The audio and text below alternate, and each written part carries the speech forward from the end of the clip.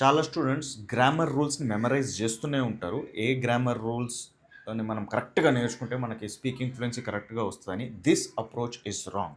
Because మీరు grammar rules నేర్చుకున్నంత వరకు మీరు గ్రామటికలీ కరెక్ట్ సెంటెన్సెసే చేస్తారు.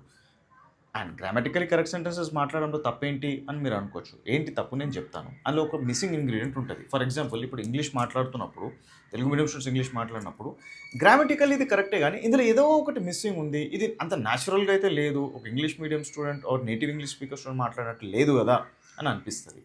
దీన్ని ఏమైతే మిస్సింగ్ అవుతుందో దాన్నే న్యాచురల్ ఫ్లూయెన్సీ అంటాము. సో ఫ్లూయెన్సీకి న్యాచురల్ ఫ్లూయెన్సీకి ఉన్న తేడా అదే. ఫ్లూయెన్సీలో ఏమవుతుందంటే మాట్లాడతారు, గ్రామటికల్ కరెక్షన్స్ మాట్లాడతారు, కానీ సిచ్యువేషన్కి యాప్ట్గా లేదు, న్యాచురల్గా లేదు, ఏదో ఒక ఫ్లో మిస్సింగ్ అవుతుంది అన్నట్టు అనిపిస్తుంది.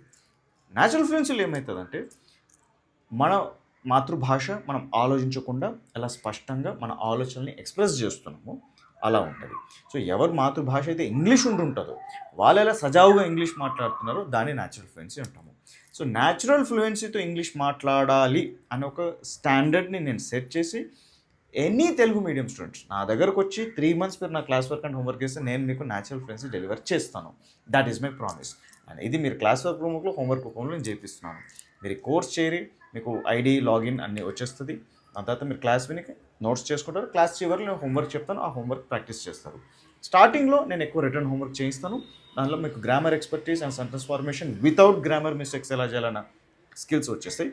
దాని ఆధారంగా public speaking, daily conversations and natural fluency ఎలా చేయాలని స్పీకింగ్ మాడ్యూల్ స్టార్ట్ అవుతుంది. సో స్పీకింగ్ మాడ్యూల్లో ఇట్లా కెమెరా ముందు వచ్చి స్టూడెంట్స్ ఎలా అయితే స్పీకింగ్ హోంవర్క్ చేస్తారో అలా మీరు కూడా స్పీకింగ్ హోంవర్క్ చేస్తారు. సో ఇలా మీతోనే నేను మీ రిజల్ట్స్కి మీరే ప్రూఫ్ అవుతారు. అలా నేను తయారు చేయగలుగుతాను. అండ్ దట్ ప్రాసెస్ ఈ స్పీకింగ్ ల్యాబ్. మీరు ఎన్ని ప్రయత్నాలు చేసుకోండి ఇంగ్లీష్ కోసం, మీరు యూట్యూబ్ ఛానల్స్ వెతకండి, 20, 30, 100 ఛానల్స్ వెతకండి, ఎనీ నంబర్కి కాల్ చేసుకొని ఎనీ ఇన్స్టిట్యూట్కి వెళ్ళండి, చేరండి, కూర్చొని మళ్ళీ గ్రామర్ కాన్సెప్ట్స్ నేర్చుకొని మళ్ళీ స్పీకింగ్ అయితే ఏం రాదు. ఇదే అవుతుంది లాస్ట్కి. స్పీకింగ్ ఎక్కడ ఏం చేస్తే వస్తుందో వెతికినప్పుడు నా పేరే వస్తుంది, కెవిన్ స్పోకెన్ ఇంగ్లీష్ వస్తుంది.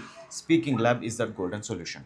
మీకు న్యాచురల్ ఫ్లూయెన్సీ కావాలి అంటే మీరు స్పీకింగ్ ల్యాబే చేరాలి. 3 months క్లాస్ వర్క్ చేయండి, హోంవర్క్ చేయండి. నేను మీతో grammar expert, public speaking, natural fluency and daily conversations ఇవి నేను కవర్ చేయిస్తాను.